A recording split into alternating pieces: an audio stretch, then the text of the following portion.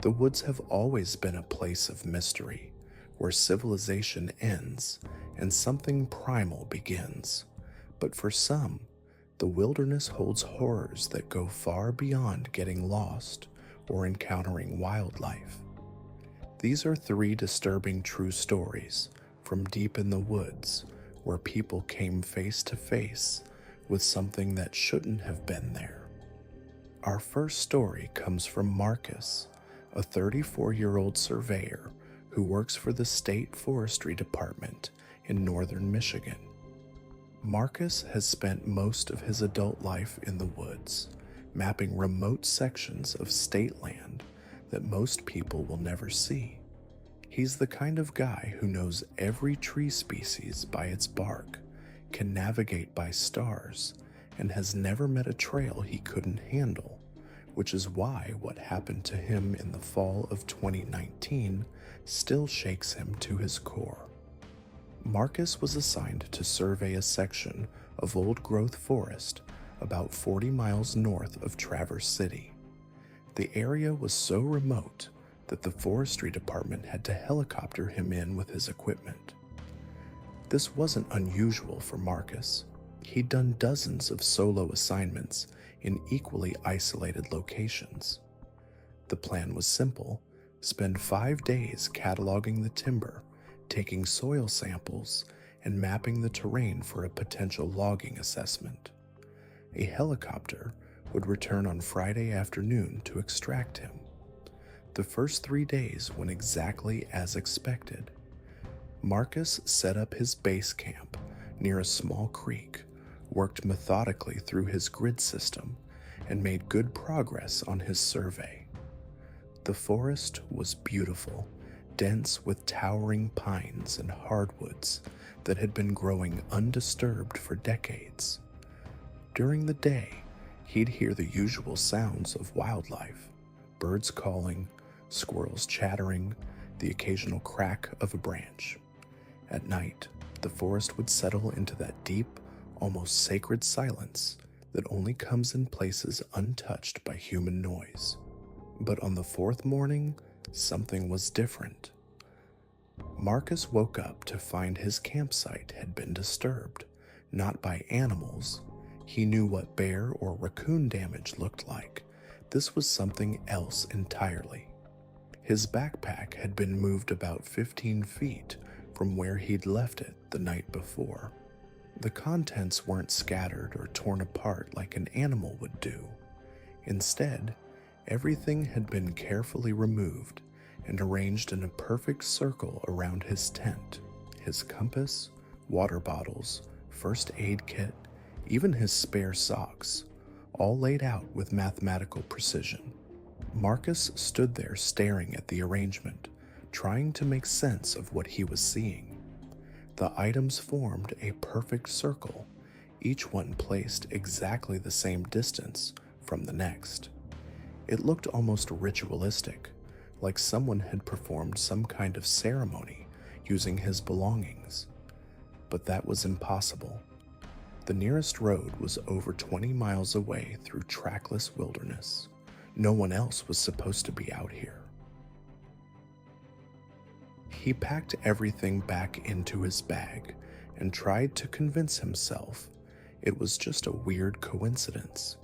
Maybe he'd been more tired than he thought the night before and had done it himself without remembering. But even as he told himself this, he knew it wasn't true. The circle had been too perfect, too deliberate. Someone had been in his camp while he slept. That day, Marcus found it hard to concentrate on his work. He kept glancing over his shoulder, listening for sounds that didn't belong. Every snapping twig made him freeze. Every shadow seemed to move when he wasn't looking directly at it. By afternoon, he'd made a decision. He was going to pack up and hike to the extraction point a day early. Something about this place felt wrong, and his instincts were screaming at him to leave. But as he made his way back to camp, Marcus realized he wasn't alone. Someone was following him, not close enough to see, but he could hear them moving through the undergrowth, maybe 50 yards behind him. The footsteps would stop when he stopped, start when he started walking again. Whoever it was, they were good at moving quietly through the forest. Too good. Marcus picked up his pace, but the footsteps matched his rhythm. When he broke into a jog, his pursuer did the same. The sound of branches breaking and leaves rustling behind him grew louder, more urgent. It was like some twisted game of follow the leader, except Marcus had no idea who was playing or what the rules were. He reached his campsite just as the sun was setting. His tent was still there, but something was wrong. The zipper was open, and he was certain he'd closed it that morning. Marcus approached carefully, his hand on the bear spray attached to his belt. What he found inside made his blood run cold. Every piece of his gear had been arranged again, but this time it was different. His sleeping bag was laid out perfectly flat, as if someone had been lying on it. His pillow was positioned just so, and his flashlight had been placed exactly where his head would be. But the most disturbing part was what sat on his chest area, a small pile of bones. Not human bones, but small animal bones that had been cleaned and arranged in a neat little stack. Marcus didn't sleep that night. He sat outside his tent with his back against a tree, bear spray in one hand and his emergency GPS beacon in the other. Every sound made him jump. Every shadow seemed to hide a human figure. But the forest remained quiet, almost too quiet. Even the normal night sounds seemed muted, as if the woods themselves were holding their breath. As dawn broke, Marcus heard something that made his skin crawl, humming. Someone was humming a tune he didn't recognize, a slow, haunting melody that seemed to come from multiple directions at once. The sound would fade and then return, sometimes closer, sometimes farther away. It was like whoever was out there was circling his camp, staying just out of sight. Marcus activated his emergency beacon and started hiking toward the extraction point. He didn't pack his tent or most of his gear. He just grabbed his water and started moving.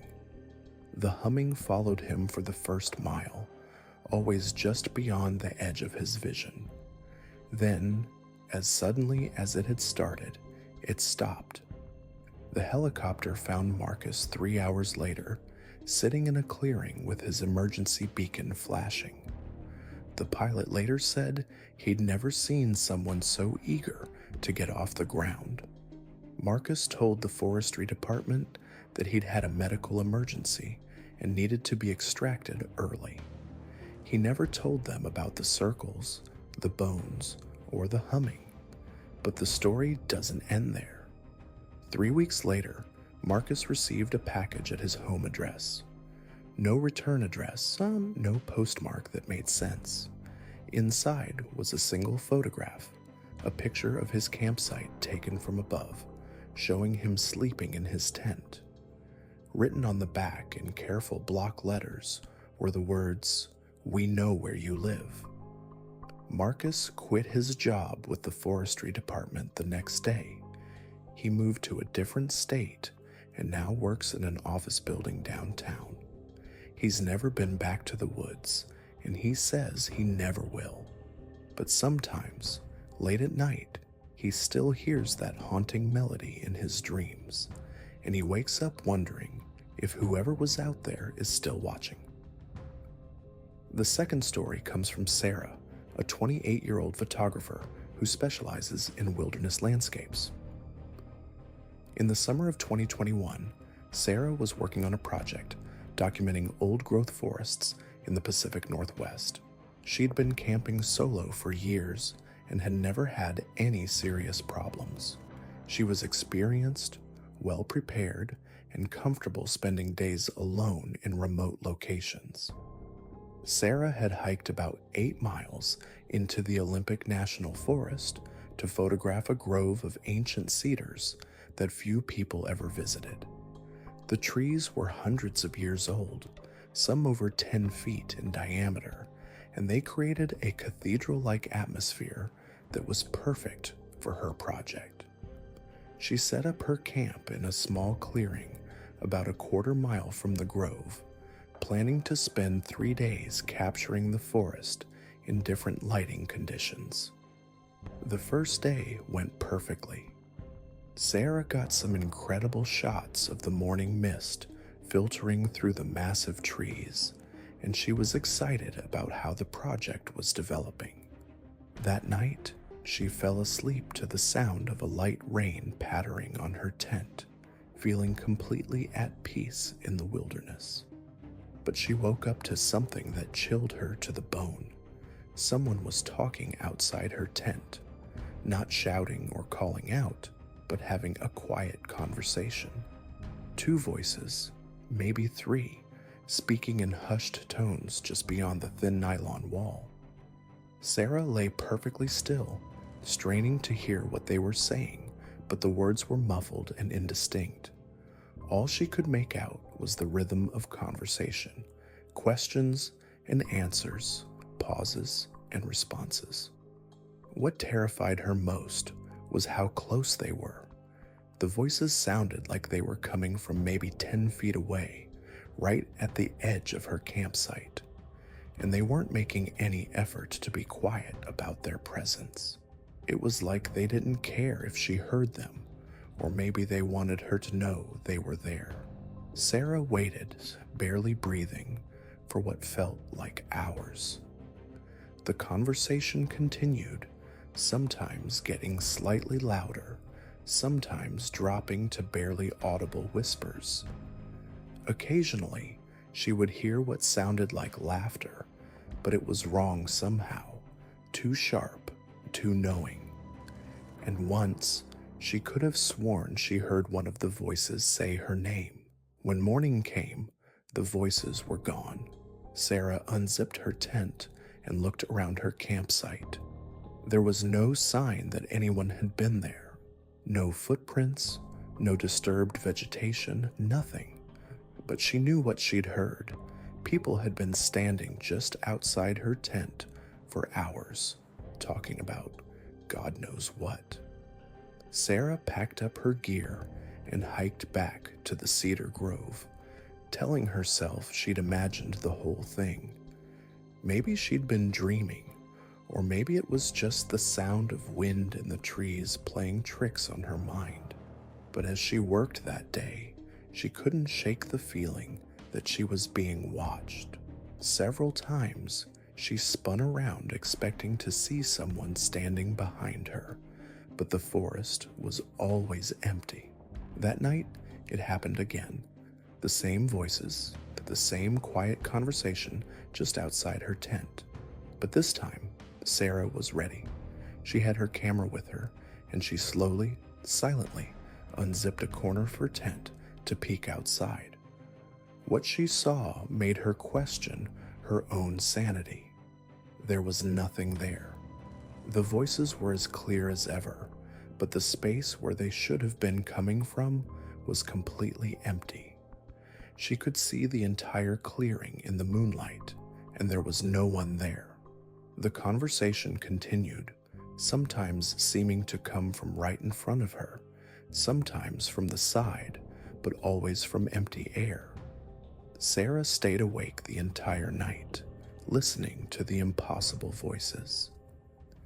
As dawn approached, she heard something that made her blood freeze. One of the voices, clear as day, said, "She's listening. She can hear us now." The conversation stopped immediately. The forest fell into a silence so complete it felt oppressive. Sarah lay in her tent, heart pounding, waiting for something to happen. But nothing did. The voices didn't return. She broke camp that morning and hiked out faster than she'd ever moved through the wilderness. But the strangest part came when she got home and developed her photos.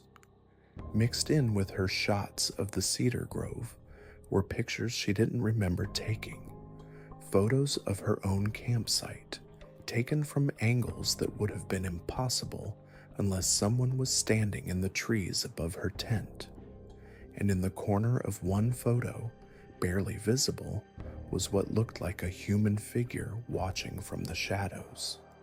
Sarah still does wilderness photography, but she never camps alone anymore. She says the forest feels different now, like it's full of invisible observers. And sometimes, when she's working in particularly remote locations, she still hears whispers in the wind. Now let me continue with the second story, maintaining the same eerie tone and building tension as we delve deeper into the wilderness horrors that haunt those who venture too far from civilization. The second story takes us to the remote forests of northern Minnesota, where experienced wilderness guide Tom Brennan encountered something that shattered his understanding of what lurks in the deep woods. Tom had been leading hunting and camping expeditions for over 15 years.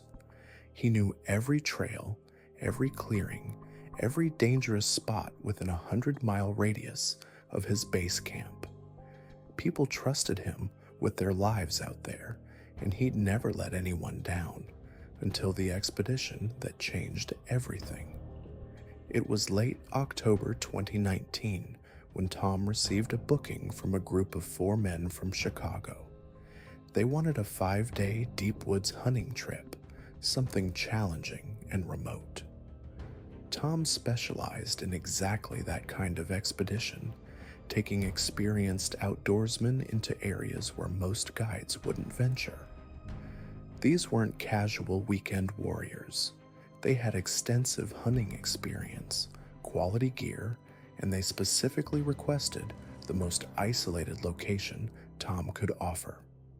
The group consisted of Marcus, the organizer, along with his 3 longtime hunting buddies, Dave, Kyle, and Jim. They'd been hunting together for years and wanted something different, something that would test their skills in truly untouched wilderness. Tom selected a location he'd only used twice before, a section of forest so remote that it required a 4-hour hike just to reach the base camp area. No cell service, no marked trails, no other human activity for miles in any direction. The first 2 days went exactly as planned. The group was competent, followed instructions, and seemed to genuinely appreciate the isolation and challenge. They set up camp in a small clearing surrounded by dense pine forest, with a stream running nearby for water. Tom had his own tent positioned strategically where he could monitor the camp and the surrounding area. Everything felt normal. On the 3rd morning, Tom woke before dawn as he always did, planning to scout the area before the others got up. But when he emerged from his tent, he immediately noticed something wrong. The campfire, which they'd properly extinguished the night before, was burning again, actual flames, as if someone had built it back up and added fresh wood. Tom's first thought was that one of the hunters had gotten up early and restarted the fire, but when he checked their tents, all 4 men were still asleep. The fire had been dead when they went to bed. Tom was absolutely certain of that. He always personally ensured the fire was completely out before sleeping, a habit ingrained from years of wilderness safety training. He extinguished the fire again and spent the next hour walking the perimeter of their camp, looking for any sign of other people in the area. He found nothing. No footprints, no disturbed vegetation, no evidence that anyone else had been there. But the feeling that something was off lingered with him throughout the day.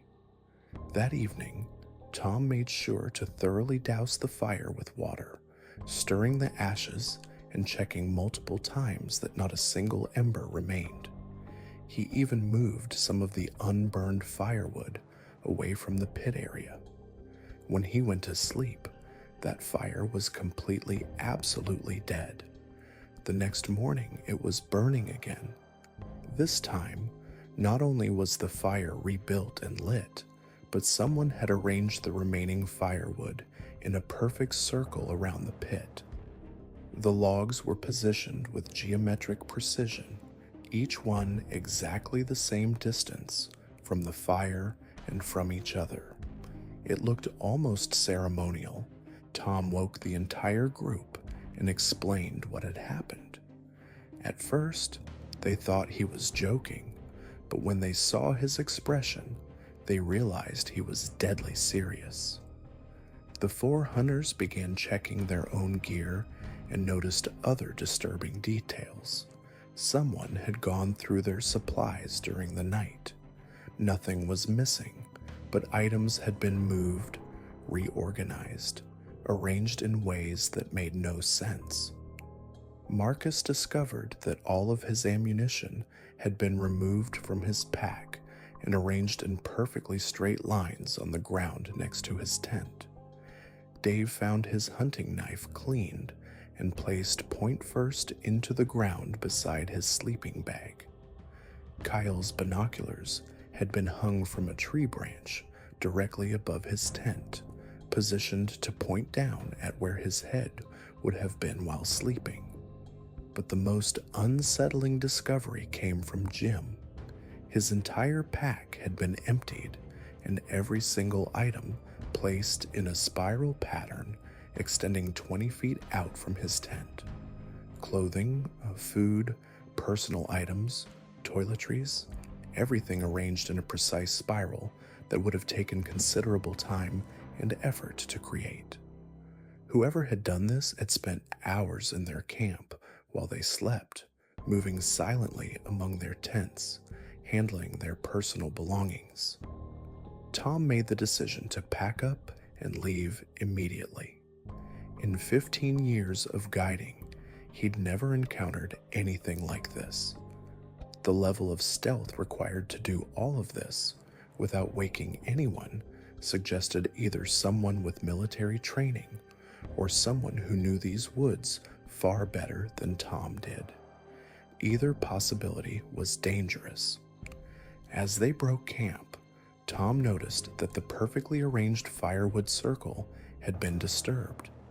The logs were now scattered randomly around the pit, but there were no footprints, no sign of what had moved them. It was as if the arrangement had simply come apart on its own. The hike back to civilization should have taken 4 hours, but Tom pushed the pace, wanting to get out of those woods as quickly as possible.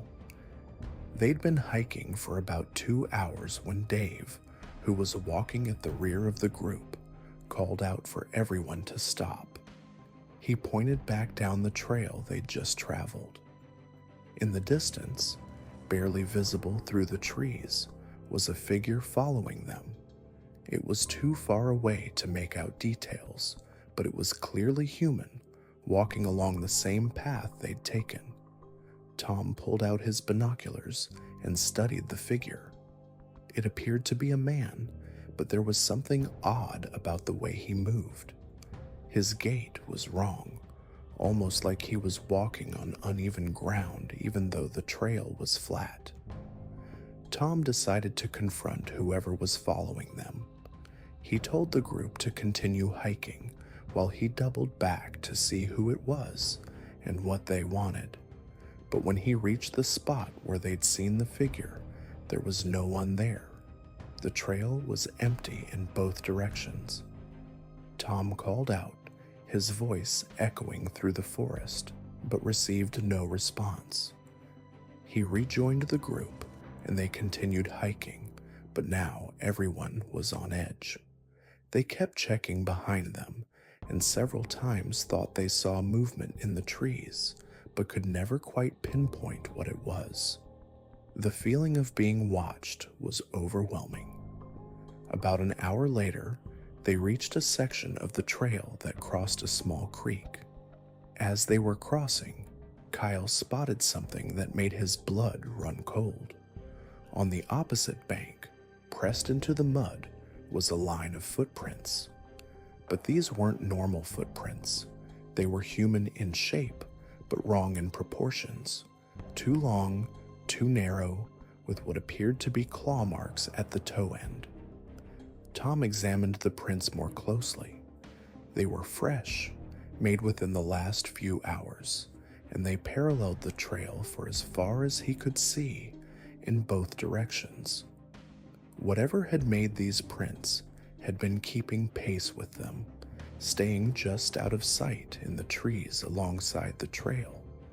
The group pushed on, no longer talking, just focused on getting out of the woods. But the feeling of being stalked intensified. They could hear branches breaking in the forest around them, always just out of sight. Sometimes the sounds came from ahead of them, sometimes from behind, as if whatever was following them was circling around to get ahead of their position. When they finally reached Tom's truck, everyone was exhausted and shaken. As they loaded their gear, Marcus pointed out something that chilled them all. The truck's windows were covered in handprints, not normal handprints, but elongated ones with fingers that seemed too long for human hands.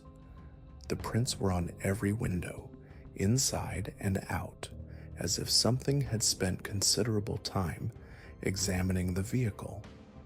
Tom had to clean the windshield before they could drive safely. As he wiped away the prints, he noticed they left behind a strange residue that smelled like rotting vegetation and something else he couldn't identify, something organic and wrong. The drive back to town was silent. When they reached civilization, the 4 hunters from Chicago paid Tom and left immediately, saying they needed to get home. Tom never heard from them again, despite multiple attempts to contact them. Tom continued his guiding business, but he never returned to that section of forest. He told other local guides about his experience, warning them to avoid the area, but most dismissed his story as wilderness paranoia or stress-induced hallucinations. Tom knew what he'd experienced was real. 3 months later, Tom received a call from the local sheriff's department. Hikers had found an abandoned campsite in the same area where Tom had taken his group. The camp was arranged in the same geometric patterns Tom had described. A fire pit surrounded by logs in a perfect circle, gear arranged in spirals, and trees marked with symbols that no one could identify. But this time, the campsite wasn't empty. They found human remains, scattered and arranged in the same precise patterns. The investigation was inconclusive. The bones were old, weathered, and showed signs of animal activity, but the arrangement was clearly deliberate and recent. Tom moved his family out of the area 6 months later. He still guides wilderness expeditions, but only in well-traveled areas with regular ranger presence. He's never spoken publicly about what happened in those woods, but he's never forgotten the feeling of being watched by something that understood human behavior well enough to manipulate it, but wasn't human itself. The section of forest where Tom's group was stalked remains officially open to the public, but local law enforcement has received dozens of reports of strange activity in the area. Hikers report finding their campsites rearranged during the night, equipment moved and repositioned while they slept, and the persistent feeling of being followed by something that stays just out of sight. Most disturbing are the reports of the sounds. Multiple witnesses have described hearing what sounds like human voices in the distance, but when they try to locate the source, they find nothing. The voices seem to come from everywhere and nowhere, speaking in languages that don't sound quite human, discussing things that make no sense to anyone who overhears them. Tom's experience represents something that goes beyond typical wilderness encounters. This wasn't a case of dangerous wildlife or hostile humans. This was something that seemed to study human behavior, to understand how people think and react, and to use that knowledge in ways that were both subtle and terrifying. The precision of the arrangements, the timing of the activities, the psychological impact of the stalking behavior all suggest an intelligence that's both familiar with human nature and completely alien to it. Whatever exists in those deep woods has learned to manipulate human psychology in ways that are far more disturbing than any physical threat. Now I'll tell you about something that happened to my friend Marcus back in 2018. Marcus worked as a wildlife photographer, the kind of guy who'd spend weeks alone in the wilderness getting shots that most people would never attempt. He was methodical, experienced, and not easily spooked. But what happened to him during a 3-week assignment in the Cascade Mountains changed him completely.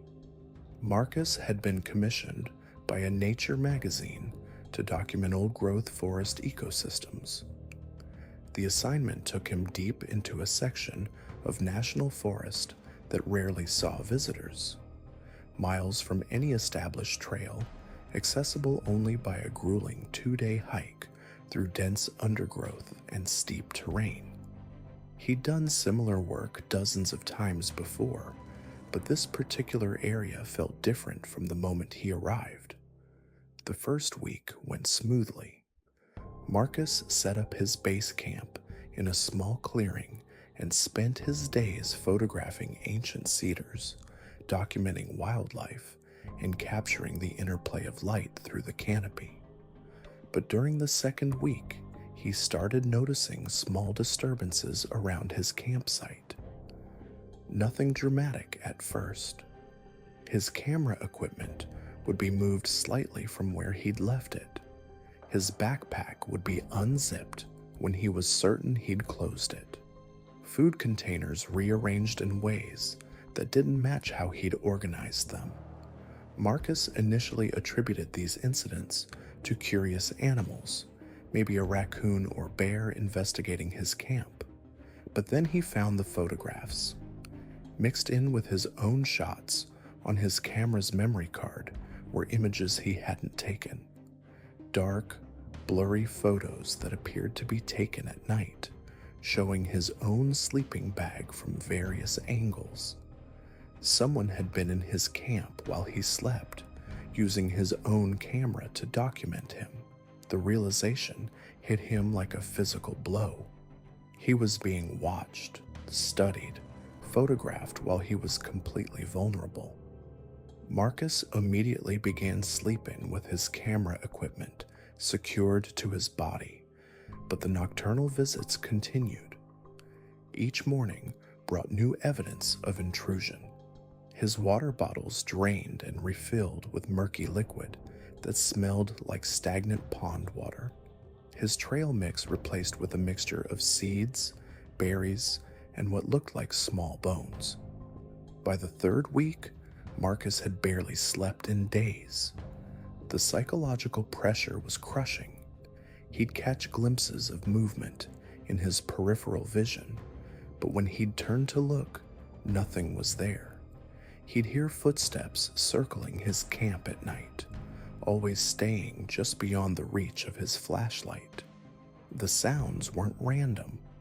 They were deliberate, methodical, like someone conducting surveillance.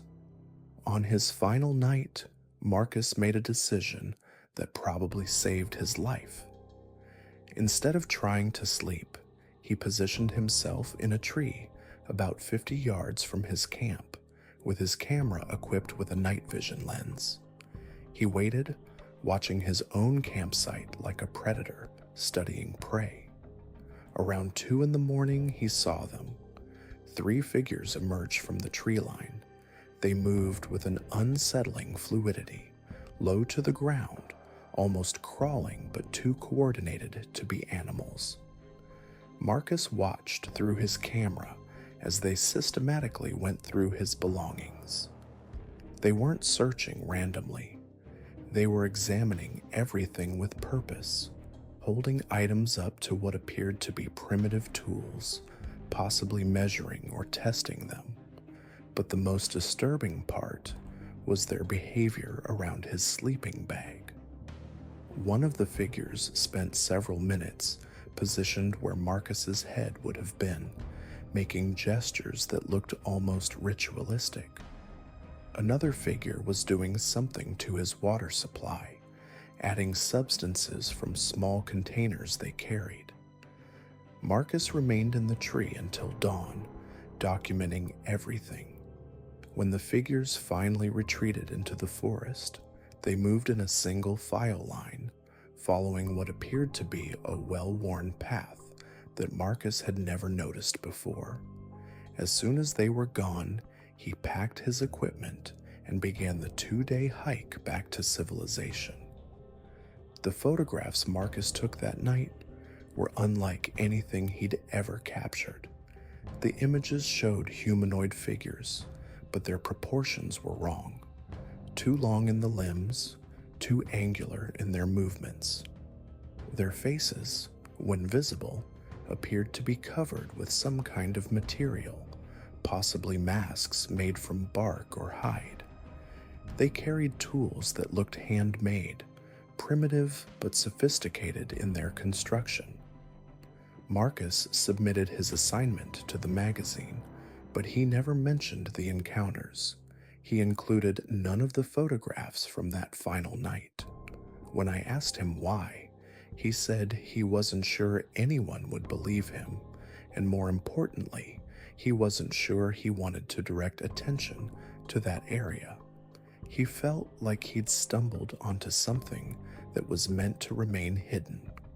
The magazine published his article praising his documentation of the pristine wilderness. But Marcus never took another assignment that required extended solo camping.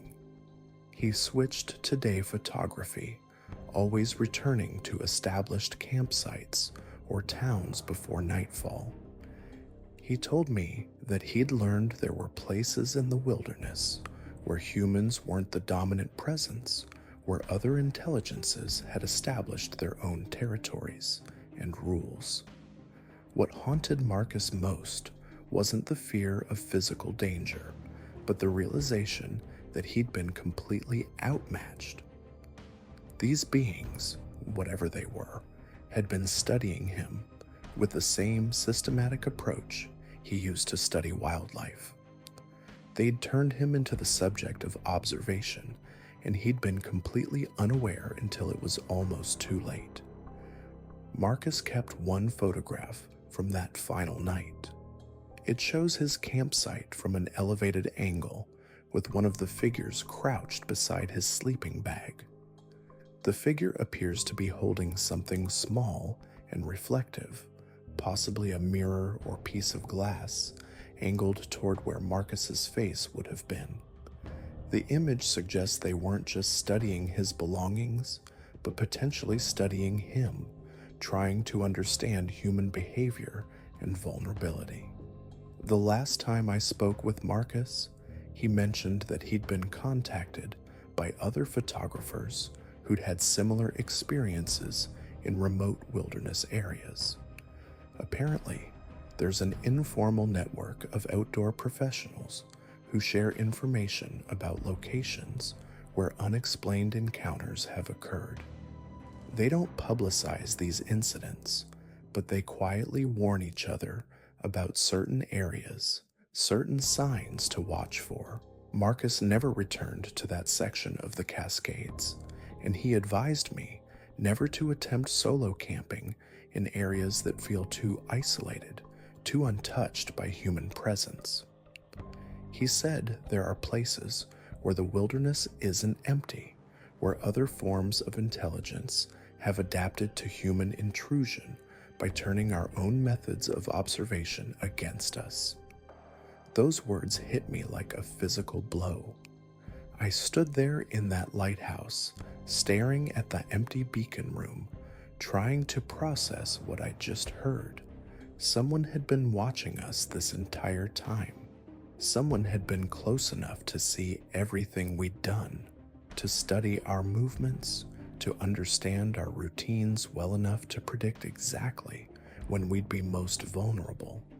The implications were staggering. This wasn't some random encounter with wilderness hermits or lost hikers.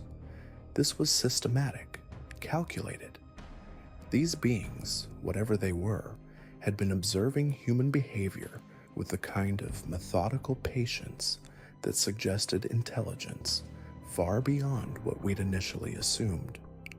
I thought back to Marcus's account of the primitive tools, the way those figures had seemed to analyze his every move.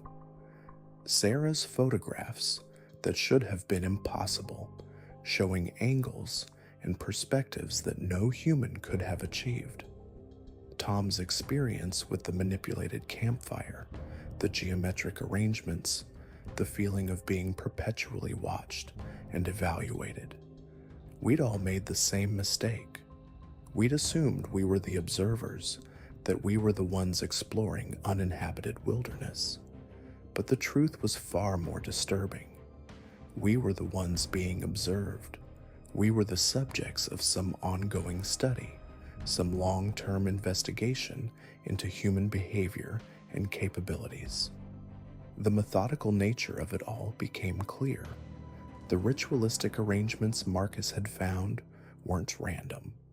They were experimental setups designed to test how humans would react to specific stimuli. The way our gear was subtly moved, our food supplies gradually depleted, our sleep patterns disrupted. It was all part of a larger research project, and the most unsettling part was how selective they were about when to reveal themselves. They'd been watching us for days, weeks, maybe even months before we became aware of their presence. They knew our habits, our fears, our weaknesses.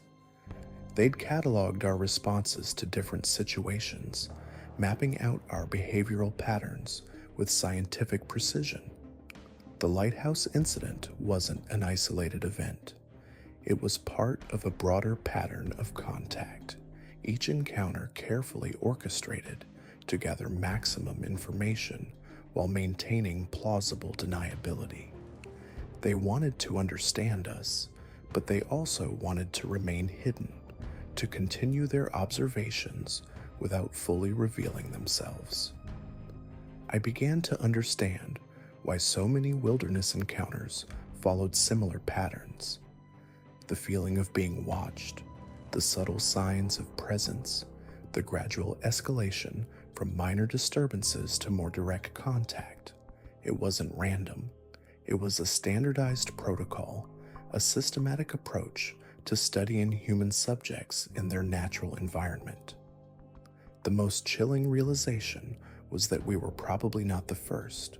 Marcus, Sarah, Tom, myself, and countless others who'd ventured into remote wilderness areas had likely all been part of this same ongoing research project. Some massive, long-term study of human behavior conducted by intelligences that had learned to blend seamlessly into the natural world. They'd mastered the art of remaining invisible while maintaining constant surveillance. They understood human psychology well enough to manipulate our perceptions, to create experiences that would seem supernatural or inexplicable rather than revealing their true nature. They had learned to exploit our tendency to rationalize away what we couldn't understand. The wilderness wasn't empty. It never had been. We'd just been looking for the wrong signs, expecting the wrong kind of presence. We'd been searching for obvious traces of civilization while missing the subtle indicators of a completely different kind of intelligence, one that had been watching us far longer than we'd been watching it. And now, standing in that lighthouse, I finally understood that the observation was mutual. They'd been studying us, but we'd also been inadvertently studying them. Every encounter, every strange experience, every unexplained phenomenon had been adding to our collective understanding of their presence and methods. These three accounts represent just a fraction of the disturbing encounters reported by experienced wilderness enthusiasts who venture into the deepest, most remote corners of our natural world. What makes these stories particularly unsettling isn't just the strange phenomena themselves, but the methodical, almost scientific nature of the intelligence behind them. Each incident reveals a pattern of behavior that suggests we're dealing with something far more sophisticated than random supernatural occurrences or wildlife encounters. The precision with which these entities manipulate their environment speaks to a level of understanding that goes beyond mere curiosity. When Marcus found his belongings arranged in perfect geometric patterns, when Sarah discovered her campsite had been subtly altered while she slept, when Tom's footprints were found leading to impossible locations, and when I witnessed that silent figure studying my every move through thermal imaging, we were all experiencing the same fundamental reality. We were specimens under observation. What's particularly chilling is how these encounters suggest a long-term study rather than isolated incidents. The entities don't simply observe and leave. They interact with our environment in ways that test our responses, our decision-making processes, and our psychological limits. They're not just watching us. They're conducting controlled experiments, manipulating variables to see how we react under different conditions of stress, confusion, and fear. The footprints with their unnatural characteristics, the impossible arrangements of personal belongings, the strategic placement of observers just beyond our detection range until the perfect moment, all point to a level of planning that spans far longer than the duration of any single camping trip. These intelligences have been studying us for extended periods, learning our patterns, understanding our technology, and developing countermeasures that keep them hidden while maximizing their observational opportunities. Consider the implications of what we've experienced. These entities possess technology or abilities that allow them to move through dense forest without creating sound, to manipulate physical objects with precision while leaving minimal traces, and to coordinate their activities across vast wilderness areas. They understand human psychology well enough to know exactly what will disturb us most, what will make us question our sanity, and what will ensure we carry these experiences with us long after we've left their domain. The thermal imaging incident from my own experience reveals perhaps the most disturbing aspect of these encounters. The figure knew I was using thermal technology and positioned itself in a way that would be visible through that specific detection method while remaining invisible to natural sight. This demonstrates not just awareness of human technology, but intimate knowledge of how we use it and when we're most likely to employ it. They've been studying us long enough to understand our tools, our tactics, and our vulnerabilities. What's equally unsettling is the restraint these entities show. In each case, they had opportunities to cause direct harm, but chose not to. Instead, they seem more interested in psychological impact and behavioral observation. This suggests their goals aren't predatory in the traditional sense. They're not hunting us for food or territory. They're studying us for information, gathering data about human behavior, decision-making processes, and psychological responses to unknown stimuli. The geographic distribution of these encounters also reveals something significant. These incidents don't occur in easily accessible wilderness areas or popular hiking destinations. They happen in the deepest, most remote locations where human presence is minimal and sporadic. This suggests these entities have established research stations or observation posts in areas where they can operate with minimal risk of detection while still maintaining access to human subjects when opportunities arise. The sophistication of their concealment methods indicates they've had considerable time to perfect their techniques. They know exactly how to position themselves to remain undetected by conventional observation while maintaining clear lines of sight to their subjects. They understand human sensory limitations and exploit them systematically. The fact that they can manipulate our environment so precisely while we sleep suggests they've studied our sleep patterns, our alertness cycles, and our subconscious responses to environmental changes. Perhaps most disturbing is the realization that these encounters represent only the instances where they chose to reveal themselves, however subtly. For every arrangement of belongings we discover, every strange sound we hear, every glimpse of an observer we catch, there are likely countless times when they've studied us without leaving any trace we could detect. The wilderness experiences we remember as peaceful and solitary may have been anything but. This raises profound questions about the nature of wilderness itself. We venture into these remote areas, seeking solitude, adventure, and connection with nature, believing ourselves to be explorers pushing into untouched territory. Instead, we may be walking into carefully monitored research environments where every action is observed, cataloged, and analyzed by intelligences that have been studying human behavior for far longer than we could imagine.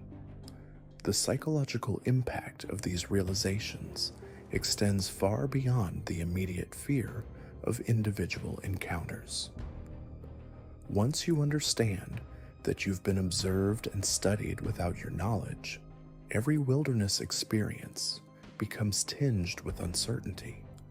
Every shadow could conceal an observer, every sound could be a signal, every disturbance in your campsite could be evidence of manipulation. The wilderness transforms from a place of refuge into a laboratory where you're simultaneously the researcher and the subject. For those who continue to venture into deep wilderness, despite these experiences, the knowledge changes everything. You find yourself constantly scanning the tree line, checking and rechecking your equipment, documenting every detail of your environment. You develop new habits, new awareness, new fears. You realize that the confidence you once felt in remote locations was based on ignorance of what was actually watching you from the shadows. The implications extend beyond individual experiences to our understanding of human exploration and wilderness interaction. If these entities have been conducting long-term behavioral studies, they possess data about human wilderness behavior that spans decades or possibly centuries. They understand patterns in human exploration, seasonal variations in wilderness use, and the psychological profiles of people who venture into remote areas. These three stories represent more than isolated encounters with the unknown. They're evidence of a systematic, ongoing study of human behavior conducted by intelligences that have mastered the art of remaining hidden while maintaining constant observation. They've turned our wilderness areas into research facilities where we unknowingly participate in experiments designed to understand every aspect of human psychology, behavior, and response to environmental manipulation. These three accounts share disturbing parallels that extend far beyond mere coincidence. The methodical nature of each encounter, the intelligence behind the manipulations, and the systematic approach to human observation paint a picture of something far more organized and purposeful than random wilderness phenomena. What makes these stories particularly unsettling is not just what happened, but what they collectively suggest about the true nature of our most remote wilderness areas. The entities or intelligences behind these encounters demonstrate capabilities that challenge our understanding of what exists in these isolated regions. Their ability to remain completely hidden while conducting detailed surveillance, to manipulate environments with surgical precision, and to engage in what appears to be long-term behavioral studies suggests an advanced form of intelligence that has been operating undetected for potentially decades or longer.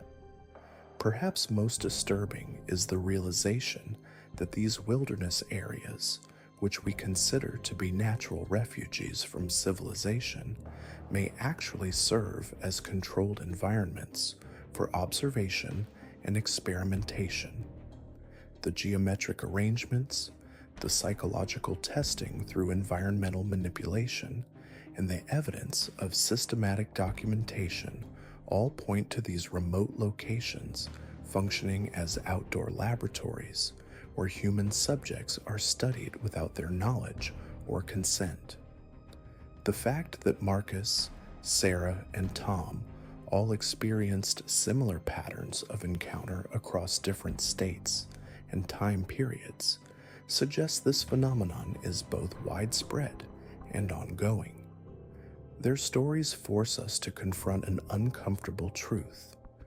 When we venture into the deepest wilderness, we may not be alone, and we may not be the ones doing the observing. The watchers in the woods are real, they are intelligent, and they are still out there,